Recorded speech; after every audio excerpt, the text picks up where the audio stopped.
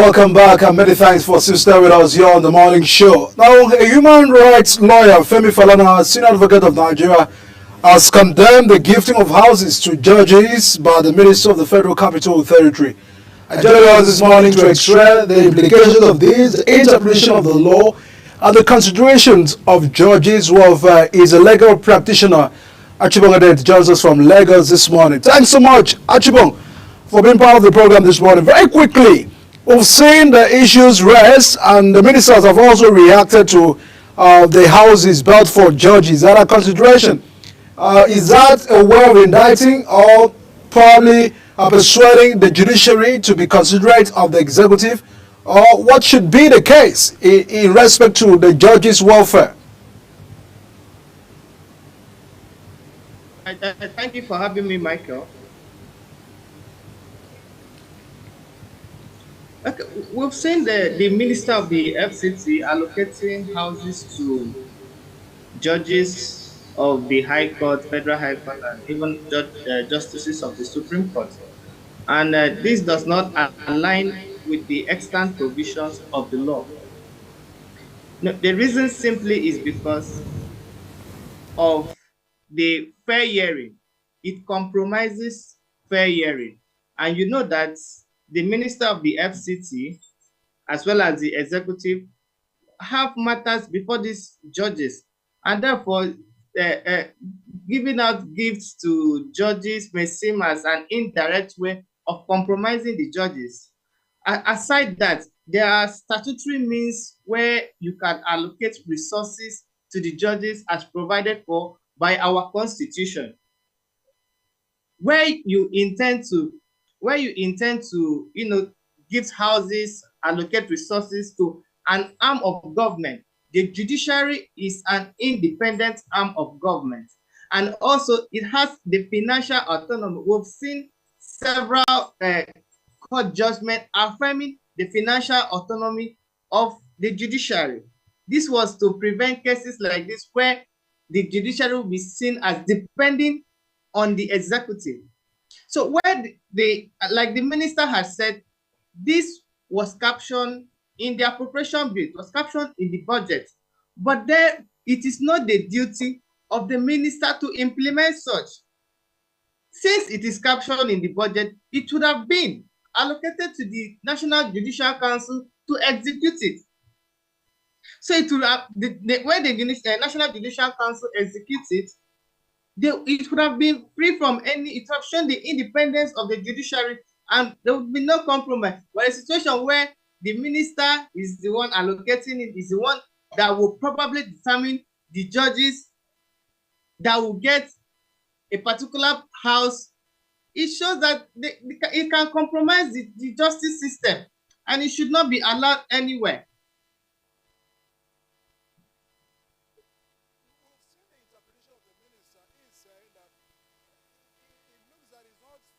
I mean that judges are open for political manipulation, and that it's simply a policy introduced by the president to address the welfareism of the judges. It has been captured already in the budget that was sent to the National Assembly.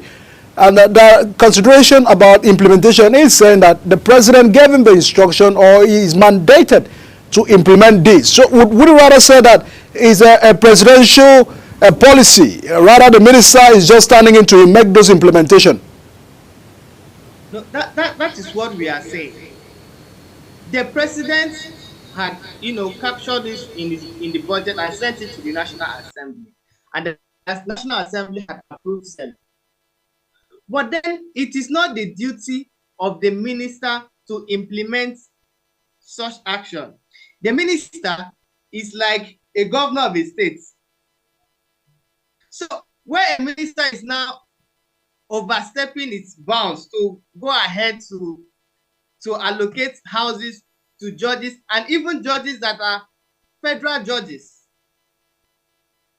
it is unheard of. It is unconstitutional. So the minister cannot fall under the umbrella that it's the president's policy. The judiciary is independent, and where projects like this are to be executed, the NJC has to be carried along. The NJC is the body that is supposed to execute this project to ensure the independence of the judiciary.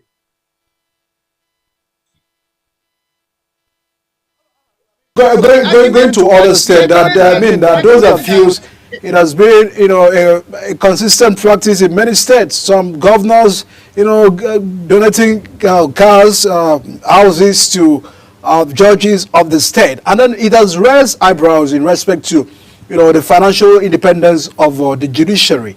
And now we understand that National Judicial Council, as you also stated clearly, is mandated, by the law in respect to this. In a bid to understanding the executive and checkmating the powers of the executive, the programs and the initiative of the executive, and the judiciary is still very much a concern to everyone.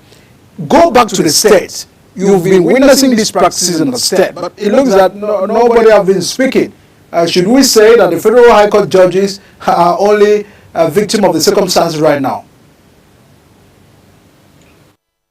Michael, because it has been happening does not make it proper. Because it has been happening does not make it proper. We have to speak against it at all levels. The judiciary is the watchdog of all other arms of government. So it's like when you have a dog and you keep on feeding the dog, giving the dog bone, the dog will not bite you. Even when you are wrong, the dog will not bite you. So the executive constantly tries to undermine the independence of the judiciary. They do this consistently, and we have to kick against it. Because the judiciary, when the judiciary is compromised, the whole nation suffers. Wike, as we speak, has several cases before different courts at different levels. So where he is now seen giving houses, allocating resources to the judiciary, they may feel obliged to do his bidding. And this is what we have been saying, that justice must not only be done, it must be seen to be done. So we have to condemn it, whether it's happening at the local government level, or it's happening at the state level, or it's happening at the federal level. What is wrong is wrong, and we should condemn it totally. The National Judicial Council, I've said it earlier, is the appropriate body by virtue of the Constitution to allocate resources to the judiciary. So the issue of buying houses, buying cars for the judges is unheard of. It's unethical also. So we have to kick against it.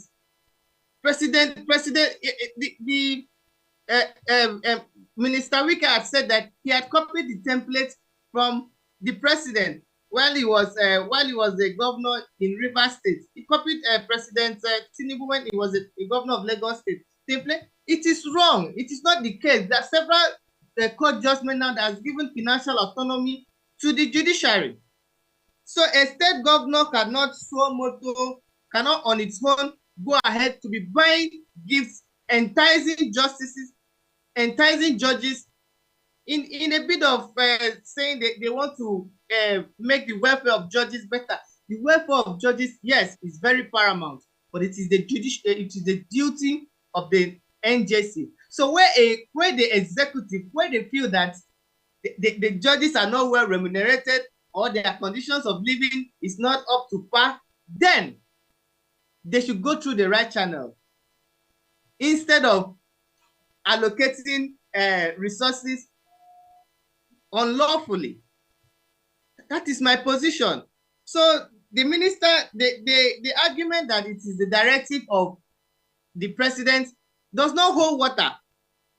And because it has been captured in the budget, also makes it that the minister does not have the powers to do that. It is the duty of the NJC.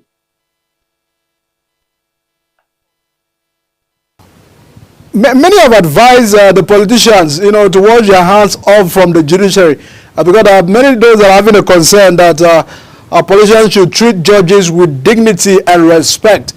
And if I may ask, is that the situation? Because gradually, some of the blames have been pushed to politicians for also attempting to manipulate the image of the judiciary. We've seen the CJN recently saying that it's not all judges that are corrupt, that we shouldn't allow a few eggs, to give a bad name to the judiciary. A concern of politicians and the judiciary, because what the cases minister have also raised is that because the judges have no houses, because the judges have no cars and all of that, so it looks like some politicians have been using that room to also induce the judges. So how do we continue to separate all of this from politicians and not destroying the judiciary? First, it is the duty of the judiciary to protect itself. Politicians will always be politicians. They will come one way or the other to try to entice judges, to try to take advantage of the situation. But the judiciary must live above board. The judiciary must live above board. They have to maintain a high level of integrity. That is why they are first appointed into those positions, because they believe that they are people of good character. So, and also there must be consequences for actions. You see where they said the political class are trying to compromise the judges and all that, but we have not seen consequences for action. The CJN about a few weeks ago had constituted a panel to investigate the conflicting judgments from different courts, and this was as a result of the interference of politicians. These are criminal offense. So where a politician tries to influence the decision of a judge, it's criminal. And where that has been heard, there should be consequences for action. You cannot say, okay, the politicians are trying to influence or bribe a judge, and then you just keep quiet about it after that has been done. Till now, we have not seen the result of the panel, and the CJN has now come out to say that it is not all judges that are corrupt. The ones that are corrupt, what is the punishment? What has been done to them? Have they been taken off the system? No. It's a one bad one bad cook can spoil the whole, or one bad egg can spoil the whole bunch, something like. So the corrupt judges should be punishment for that. If you feel the standard of living is the reason you are compromising cases, the reason you are rolling or dining with the political class, why don't you channel it to the right source? Why don't you go through the NJC for the NJC to make recommendations to the executive rather than dining with the political class? Judges are not even expected to be seen with the political class in public. But we are seeing situations where they go out for dinners, they go to launching of events. No, it's not supposed to be so. Because as a judge, your duty is not only to give out judgment, it is also for you to be seen that you are fair. You cannot say, okay, I am fair, I am judging according to the law. But where there are circumstances that suggest that you have been influenced, it is a ground to set aside whatever decision you give. So judges have to, that's why we have seen cases where judges are asked to step aside from cases because they have been seen in social occasions with one of the litigants, where a judge has been seen in a wedding ceremony of a litigant. That judge it cannot be said that judge can give a fair hearing to all parties. So when a judge is seen with the political class, and then you have cases, election matters or political matters that come before you, you may feel obligated, or even you may have bias to try to favor a particular party. So these are the reasons. These are the reasons judges are asked to abstain from all this situation, and the executive should stop interfering, whether directly or indirectly, with the judiciary. You just mentioned the issue of dining with the politicians, because there are also those that are making consideration do the judges not have a life after the courtroom? I understand you are also a lawyer. You may also have a life after the courtroom. Shouldn't that be the case for the judges? I don't know, also humans. You know, when you make a decision, you should have to live with the consequences of that decision. These are some of the reasons. These are some of the reasons some of us have refused to go over to the bench, because we still want to maintain social life. But when you make a decision that you want to go to the bench, you have to deprive yourself of certain privileges, certain rights that a normal citizen is ought to enjoy. Is, for example, you cannot say a reverend father who has chosen a celibacy will now go ahead to marry or to engage in maybe sexual conduct. That is the life he has chosen. He has chosen to be a reverend father, therefore he cannot marry. As a person who has chosen to be a reverend sister also cannot marry. So you cannot now say, well, the social life of this person, it was a voluntary decision. Nobody coerced anybody to be a judicial officer. So when you have taken that decision to be on the bench, you should also act accordingly. Say that because Falana has argued that, I mean, it's unconstitutional, that those that may have a concern of, would we say it's a conventional ways of doing things, because oftentimes we'll be hearing cases of if it's not constitutional, it's conventional.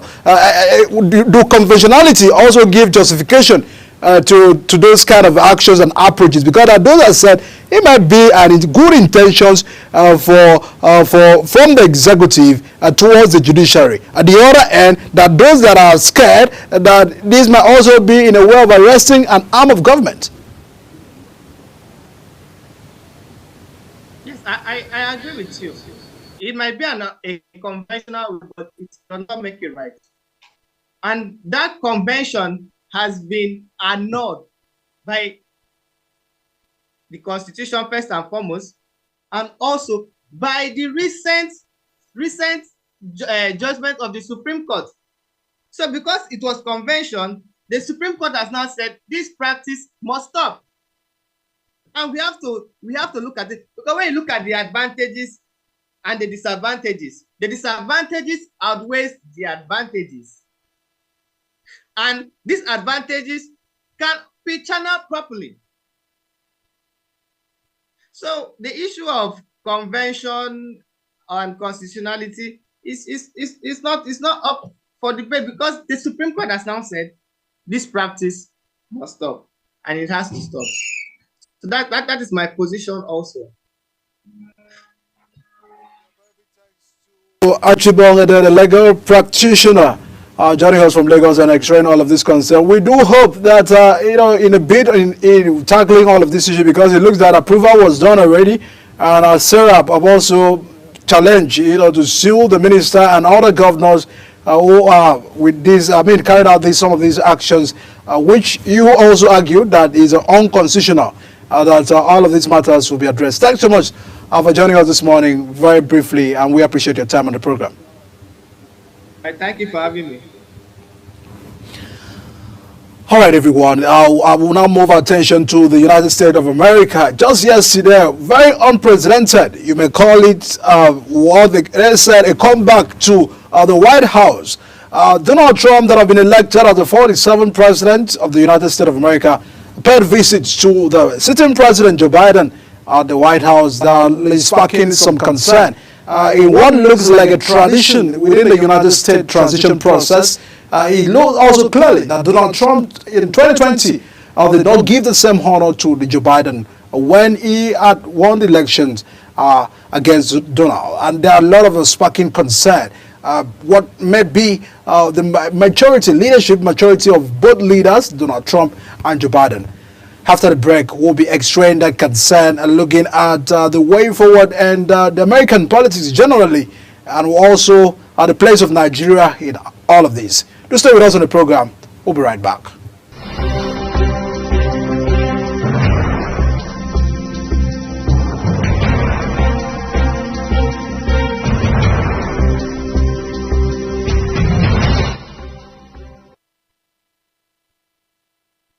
Global More Morning is your ultimate destination for engaging political and economic matters. I am Uyi Agmofwebe.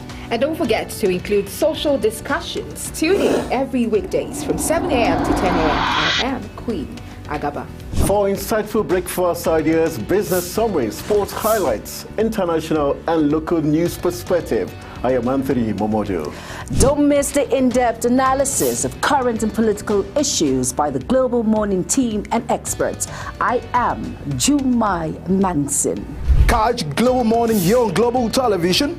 Getting on the action. I am Edikan Michael. We are The Global Morning team.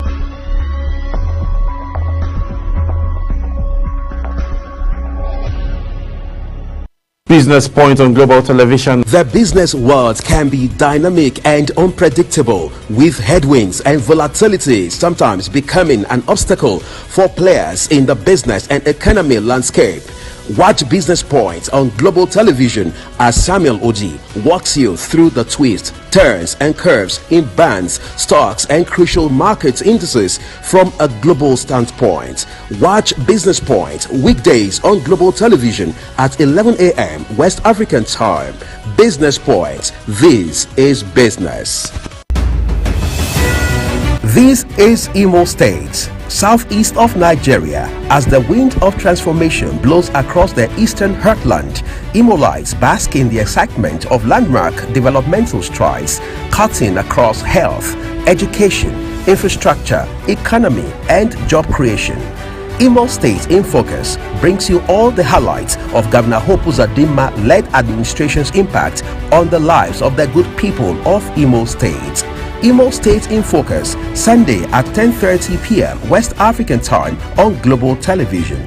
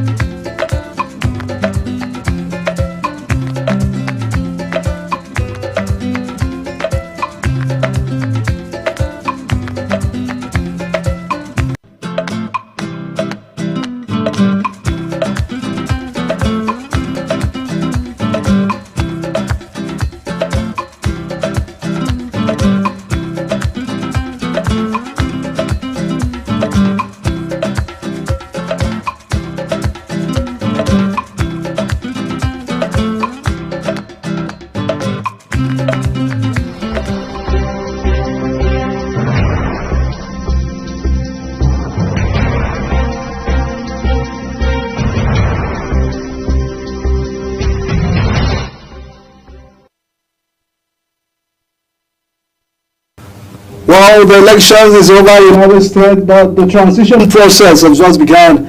Just yesterday, the President-elect Donald Trump visited Joe Biden at the White House, still sparking a lot of concern. Let me bring to you the sound bites from that visit to the White House by Donald.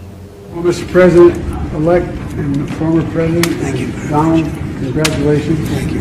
And looking forward to having like we said, a smooth transition. Do everything we can to make sure you're accommodated, what you need. And we're going to get a chance to talk about some of that today. So good. Welcome. Thank you very much. And thank you very much. And politics is tough, and it's in many cases not a very nice world, but it is a nice world today, and I appreciate it very much. And a transition that's so smooth, it'll be as smooth as it can get. And Politics is tough and never a nice word, but today he said it's already a nice word. I mean, the man of victory. Our general this morning is a legal practitioner, Robinson, where is live on the program to express some of these issues. Thanks so much, our legal practitioner. Thanks so much for joining us on the program. Good morning, Michael. It's good to be here. Thanks so much.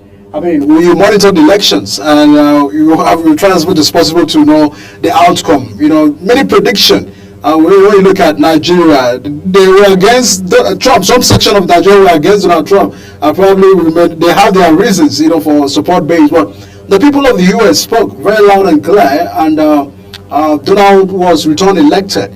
And just yesterday, what never took place 4 years ago, I mean, when he failed the election to Biden, you know, was able to emerge. Visuals of him visiting Joe Biden and still speaking concern on the speaking to the character and what I said, the personality of the leaders involved. What can you say about that? I think America is a place where democracy works, right? It was a bit different 4 years ago, of course, with the 2020 elections, that some section of the United States of America had issues with the outcome of the election. But notwithstanding, I think there's a general consensus in the US today that the 2024 election was completely fair.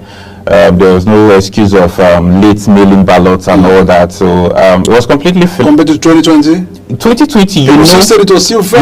You know what happened in 2020 was they were just coming out from the COVID lockdowns and all that. Because of that, so some states amended their electoral laws to allow for late mailing ballots. So states like Pennsylvania and Arizona, for example, you could see people still voting past election day, which was supposed to be the 5th of November. People were still voting even after that, and they were accepting those votes, even if some sections believed that the last day to cast your votes in the United States of America should be on the 5th of November. So some people raised issues on that, and you know, when they counted these votes now, these late mailing ballots that came in, you see where for example, in certain counties where you have 98% of the late mailing ballots that just came in for a particular candidate. How is that possible? So some people raised issues with it, and besides, it's actually a constitutional right to contest an outcome of polls, right? Even in the United States Constitution, they have the right to do so. You just, if you say you think there are issues here, you raise up your concerns, and it goes to court, and if the court says the election was free and fair, then you take it that way, and which was a concern that some members of the Republican Party raised, and it's only fair that if you think this thing had issues, for if they had actually checked on those things and all the courts tried it on the merit and say yes, the election was free and fair, nobody will complain. So Trump felt jilted. He felt the system worked against him in 2020. You know, Biden was not a contestant in this election. He was pushed out earlier after the disastrous debates with Trump. So he had nothing to lose. So, of course, he welcomed him just like Obama did in 2016. But his party is trying to push a blame to him that it's because of him. That's why they felt that ordinary probably the way Actually, I think the Democrat Party, the blame is just going around. Everybody is blaming everybody. Biden is blaming the Obamas and Harris that if they didn't push him out of the contest, that he would have won this election. And some people are blaming Biden that you should have left long ago. Some people are blaming the media that the media have not been doing enough. So the blame game is just going. Well, of course, when you lose, you see certain things. Even when the Republicans lost in 2020, Trump was also blaming some persons. For example, the governor of Georgia, Brian Kemp, and the governor of Arizona, as at then, Doug Ducey as well, that they were complacent in their state. These are Republicans actually, and he was blaming them that they contributed to his loss. So it's only normal. Even today in Nigeria, when APC loses election, they blame some people. If PDP loses election as well, they say that INEC is corrupt or one thing or the other happened. So it's a very normal thing. It's not out of place at all. But this is the beauty of democracy, right? Biden welcomed him to the White House and said that. Because this speaks to his personality compared to Donald, because it looks that it has been a tradition, but you know, Trump violated the tradition as at the time. Yes. Unfortunately, I think Trump was a bit emotional then, regardless of whether you feel there were issues with the election or not, if somebody has been declared the winner, if you want to challenge it in court, you can do that. It's your constitutional right. But until the court rules otherwise, you should follow the usual process, which Trump declined to do. That was actually acting as a sore loser, unfortunately. I mean, it's still a conversation about some of the appointments that Donald Trump is already, trying to bring some of his cabinet members on board. What can you say about the recent appointment he's trying to make? I think what he's doing right now shows that this is somebody that is prepared to work. He's not waiting until January until he takes office before he starts making his cabinet picks. According to Speaker Mike Johnson, he said they've been planning for this day even before they won the election. So these are people that are ready to govern. They are ready to do the work. Unlike in Nigeria, where you see somebody is elected into office and it takes him up to 3 months or sometimes even up to 6 months to start making his cabinet picks. Trump has already started making his picks, including the one that they are having lots of issues with today right now is Rep. Matt Gaetz from Florida.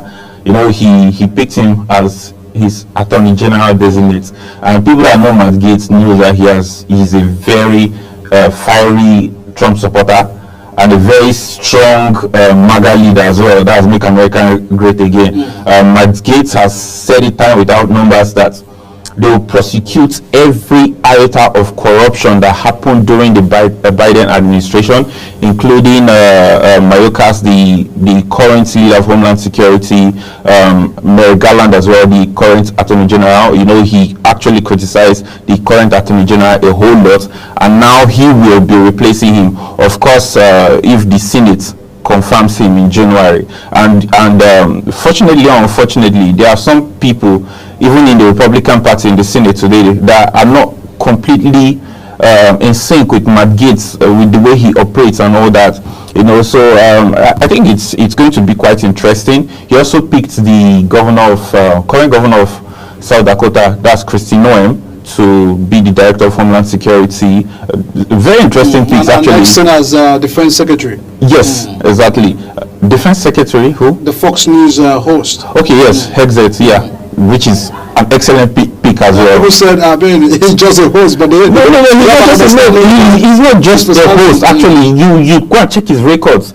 He's actually in the army right now. He has been deployed to Iraq, to Afghanistan, so he has hands-on combat experience. And other than that, he has been growing through the ranks. He has lots of decorations. So other than the fact that he comes up and contributes on Fox News, check his personal profile as well. He's an excellent pick.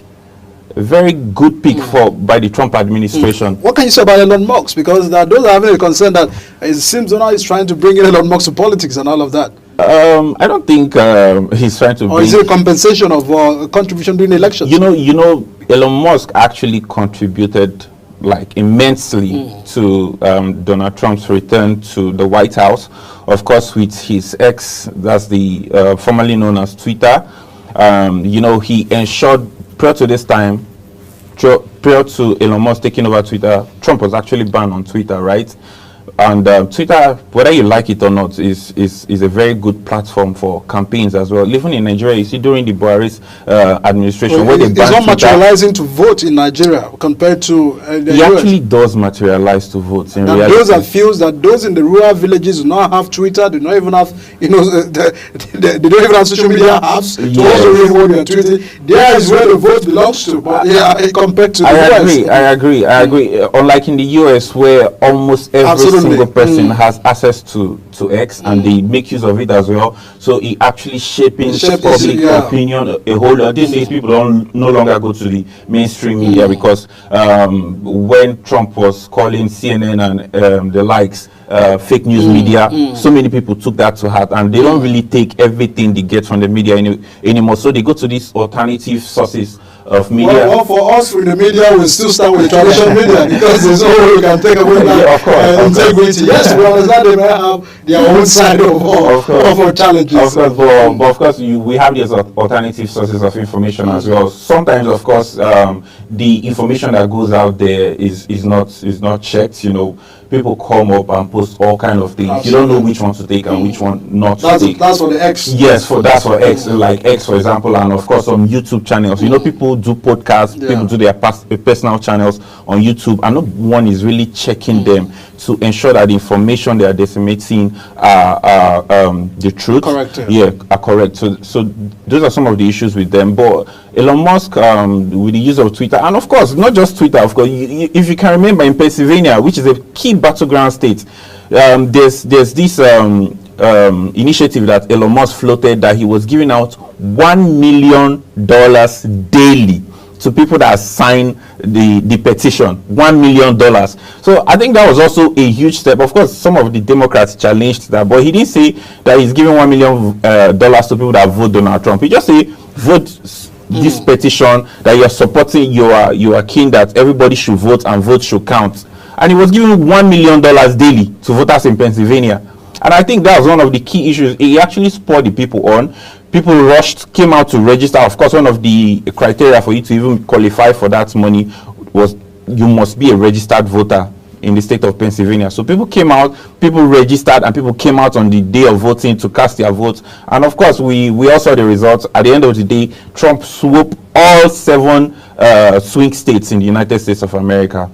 I mean, when you look at the appointment of Elon Musk, the department that he has been designed to, Department of Government Efficiency. Yes. Now, those are having consideration, looking at costs of governance, the bureaucracies and all of that.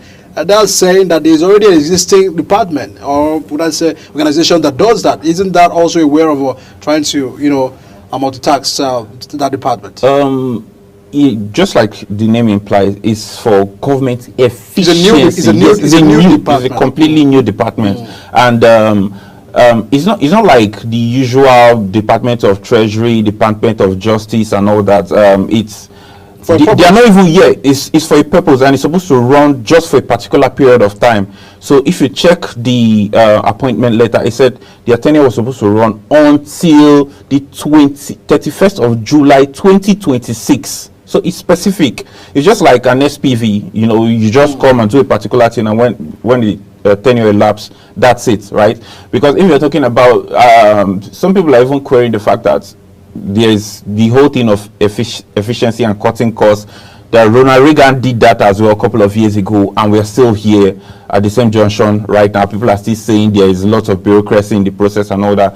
And Elon Musk was given, I think he's supposed to share that appointment with Vivek Ramaswamy. Yeah. It's a joint leadership of that department, and I think he's an SPV, right, so to speak, because they are there for a particular purpose, and it's supposed to run for a particular period of time. They are not even subject to Senate confirmation. So, unlike the Attorney General and other departments that will have to go through Senate screening and confirmation, here they are not even subject to confirmation of the Senate. So it's like an SPV. They are just there to deliver it on a particular mandate for a specific period of time. And I think it's a great one. And of course, it will also give Elon Musk and Vivek opportunity, because the office is supposed to be very close to the White House.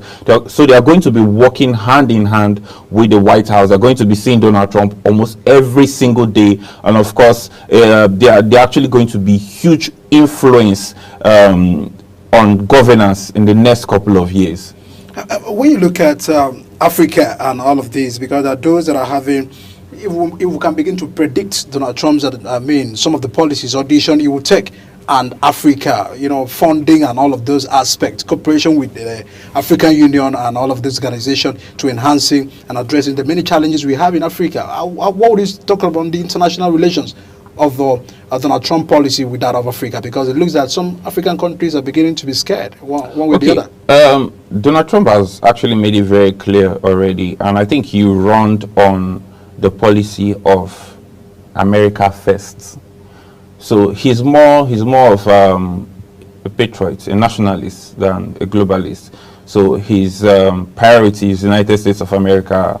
He doesn't care much about what is happening elsewhere, so long as he's delivering for the Americans who voted him into power.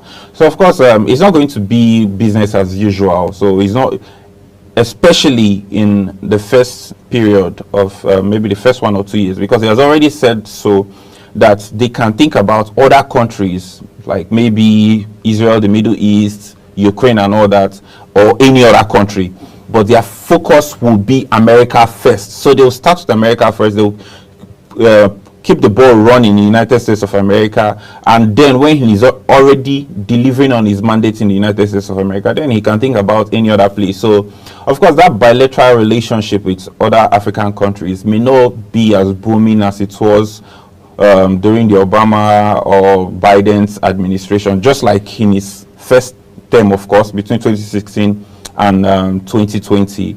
He was not much interested in any other country, Africa, Asia or so, compared to the United States of America. So clearly, very clearly, he's going to be more focused on the US than Africa or any other continent. It looks the second time in the US, we've seen second time, woman emerging as a Democrat candidate, but, being fall short of the elections. Those that are having a concern of a woman presidency in US, if this is possible, because when you look at the fact that there were projection of Hillary as at the time, and now, Kamala was also looking at that aspect of becoming a woman president. Would you say that the US are sensitive to gender issues? No, I don't think so. I don't think this had anything to do with agenda, actually. It was more of the personality and the fact that the people in America were tired of the current status quo and needed a change. It had nothing to do with they feel she has capacity agenda. Differently. That those are also feel she has her own capacity. Of course, she had votes. She had about 70 million votes. To win, 70 million votes. Capacity to win the election. Capacity to win. No, I don't think so, because it was very difficult for her to disassociate herself from the party. Yes, because of not necessarily the party.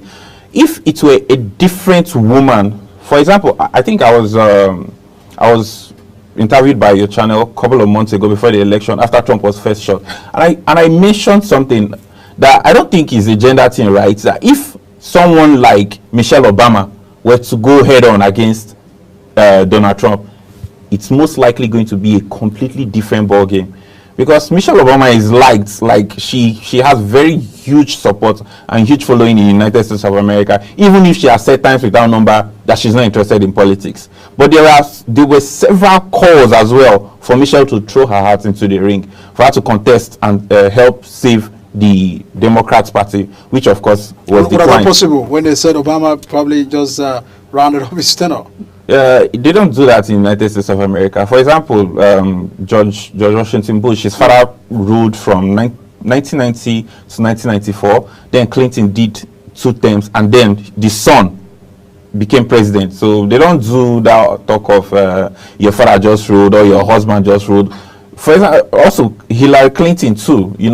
Her husband was the president for 8 years, and then George Bush took over, and then she floated herself to contest as well. She contested the primaries against Obama in 2009, and then she contested the general elections against Trump in 2016. I don't think it's a thing of gender at all. Like, America is not like some African countries or some developing countries that take things like that so important. It's about personality. It was very, during interviews, during the election campaigns and all that, what's her name? Michelle Obama went on CNN Town Hall, and they asked her a question. Are you going to do anything different from Joe Biden? And she said she cannot think of anything she would do differently. That was a huge indictment on her, because people are complaining about the Biden administration right now, that gas prices has gone up, there's inflation, cost of groceries and all that, and you're saying that you cannot think of anything different you're going to do, which means you're just going to come here and continue the status quo, and that is what they don't want anymore. There's a complaint that things are so expensive right now that it wasn't this way 4 years ago when Donald Trump held sway. So it was nothing about gender, it was not about abortion rights or women's reproductive freedom and all that.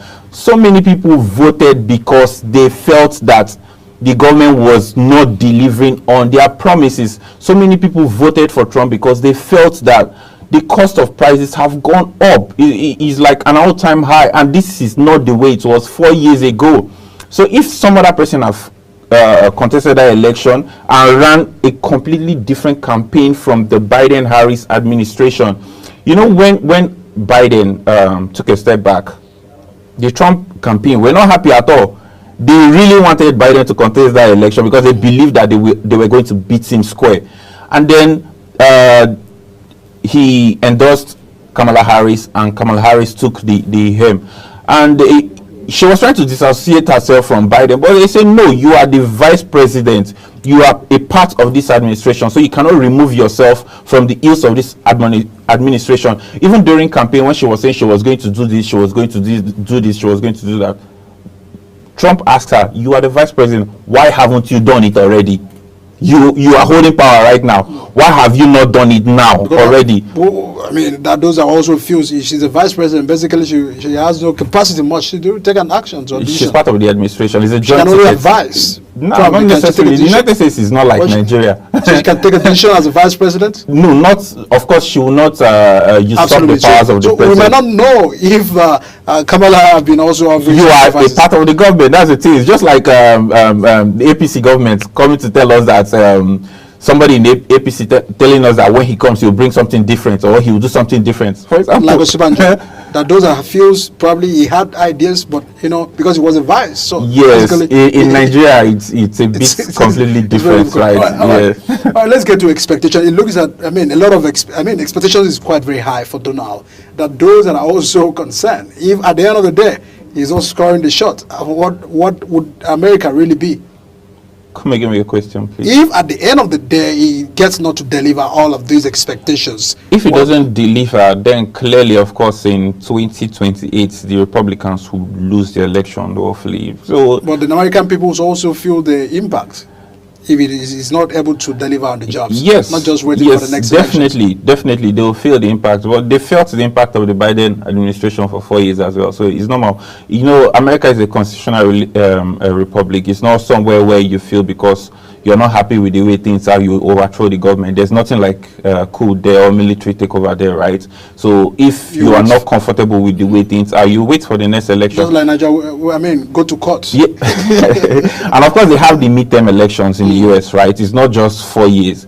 In the next 2 years, they're going to go for midterm election where specific seats in Congress and in the Senate will be up for grabs. So if your party is not doing well, if you are at the helm of leadership and your party is not doing well, definitely they will vote against your party in that midterm election. And you need Congress to be on your side for you to push most of your policies. Right now, the Republicans have won Congress. They just won Congress, and they have the majority in the Senate as well. I think they won 53 to 47 for Democrats. So almost everything he wants right now, he just needs to send it to Congress or send it to the Senate, and they are most likely going to pass it for him. So he won't have any excuse to fail on his promises. He won't have any excuse to fail the people of the United States of America, and he knows that very well, that what he does within the next 2 to 4 years will determine where the country goes next. If he doesn't deliver in the next 2 years, his party will definitely lose the midterm elections, and there's no way they are going to vote a Republican candidate if he doesn't deliver on his promises come 2028. Donald has been so much tough on immigration, immigrant, and all of that, that those that are having a concern that he's really trying to, reduce, the people coming into America and all of this contribution. Yes, we understand that these issues about legality, the processes on how these immigrants are having their way into the country. Exactly. It's a very good thing you mentioned that, right? So many people say he's tough on immigrants. He's not necessarily tough on immigrants, because if you check statistics, between 2016 and 2020, more Nigerians, for example, got visas to the United States of America than between 2020 when Biden took over and now. Trump was the one at the helm of affairs between 2016 and 2020. Yet more Nigerians got their visas approved. So Trump is not saying that he's going to stop anybody from coming to the United States of America. He just said do it legally. Don't come and go through their border.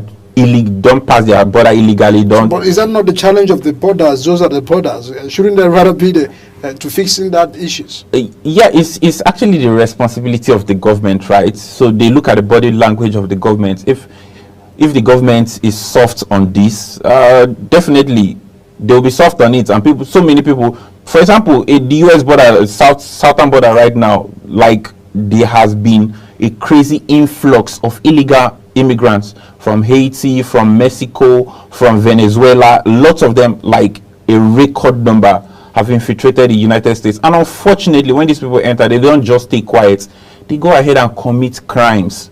For example, the raping and killing of a nurse, which was highly unfortunate, by one of those illegal immigrants from Mexico.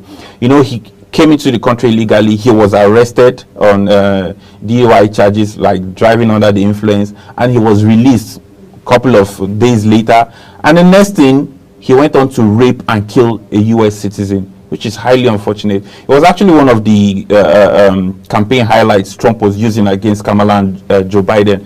He's not saying don't come to my country, but just come in properly. You should be properly vetted. Your intent for coming to this country should be clear. And of course, why not? If it's clear that you have good intentions, they can allow you come in. But other than that, you know, actually entering a country illegally is a crime. So you are coming in committing a crime in the first place. There's no reason why you should be there. If, for example, you want to come into my house and you don't knock the door and I allow you in, you decided to break my window and jump into my house, and I'll be happy when I see you there. Definitely I'll throw you out of my house if I have the capacity to do that, because I'm not going to be happy that you're breaking in and entering my house instead of you to come invited and state the reason why you're there. So tough on immigration is illegal immigration and not necessarily immigration generally. So I think it's a misconception when people say he doesn't want anybody to come to the country anymore. He doesn't just want people to come in illegally. All right, you're so much optimistic about Trump's administration. Yes, I am. And so you feel better days ahead of America. Anyway, the transition process is still on, and it looks, Biden says, you're welcome. I mean, anytime, whatever information you may need is very, I'm very hoping to compare to Nigeria. They just did a transition in Edo State, and the governor was nowhere to be found. So exactly. We still have a way to go. But what's the lesson, as we wrap up on the conversation, what's the lesson for Nigeria? Yes, democracy is practice. Democracy is what we also is obtainable here. But are there lessons to learn in all of this? I think there's a whole lot to learn from it. But fortunately or unfortunately, is if our political class are actually willing to learn or to have any takeaways from it. Because America is a country that democracy works, right? People voted and their votes counted. That's the reality. And unlike Nigeria, where you have INEC declaring all elections, INEC comes to Abuja and declare elections of all the 36 states. It doesn't happen that way in the United States of America. That's why it's so difficult to rig elections in the United States.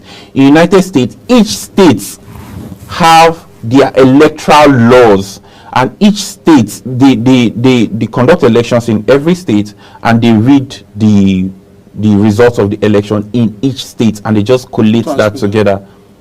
They don't transmit like they are transmitting to one central body like we do here in Nigeria. Each state announces their result, and then they collate like all there's Associated Press, there's CNN, there's MSNBC. They all add those numbers together. Results announced by each state's electoral body. I think if we actually want to deepen democracy in Nigeria and want the votes to count right, there should be this decentralization. We say we run a democracy and we run a federal system of government, yet we're not practicing true federalism. When you put everything in one national electoral body's hand, fortunately or unfortunately, there are allegations that people just go to INEC and tell INEC to announce these results. Allegations, of course, until proven. And that's what they do. But if it's a state-by-state thing, it will be very difficult to have your way across board.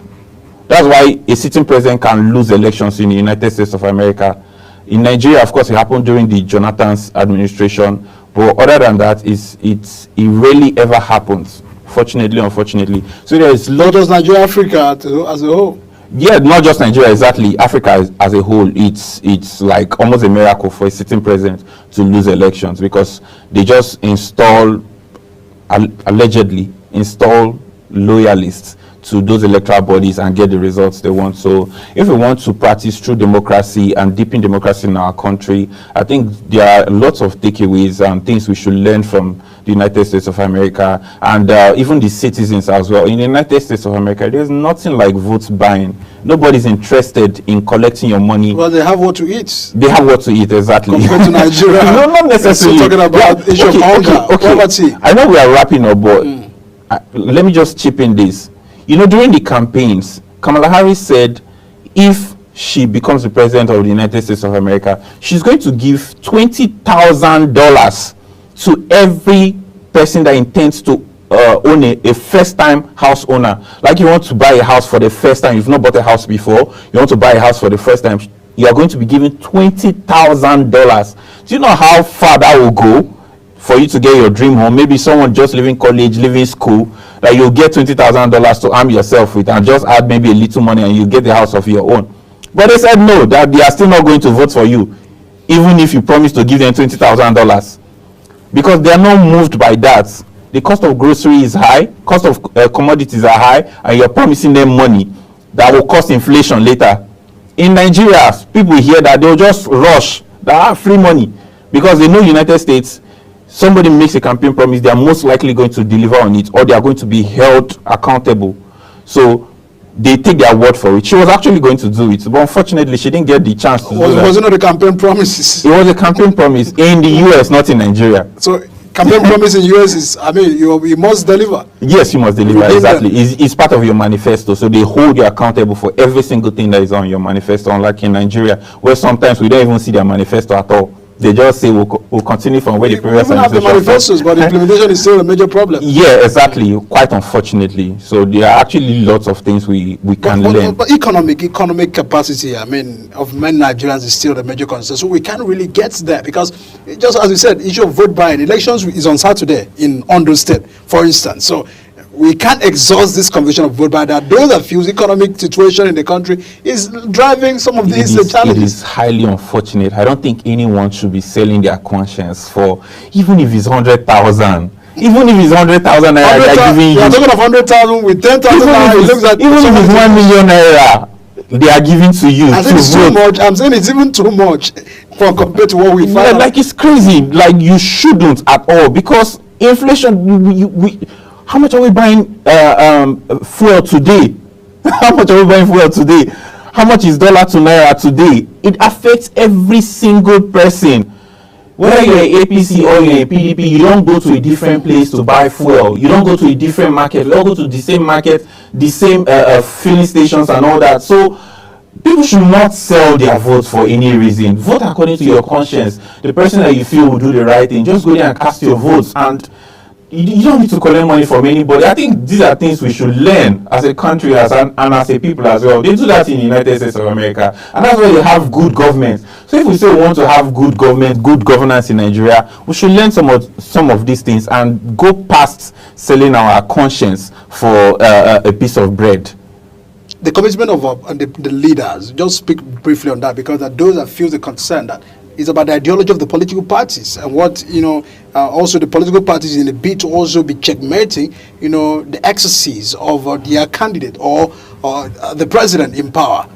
Compared to Nigeria, are political parties speaking? Are they addressing their governors? Are they speaking to the president? Are they speaking to their ministers and all of that? Unfortunately, quite unfortunately, I think as a country in Nigeria, we have a very long way to go, right? Nobody checkmates those people. Nobody checkmates the governors. Nobody checkmates the presidents, because of course they have immunity.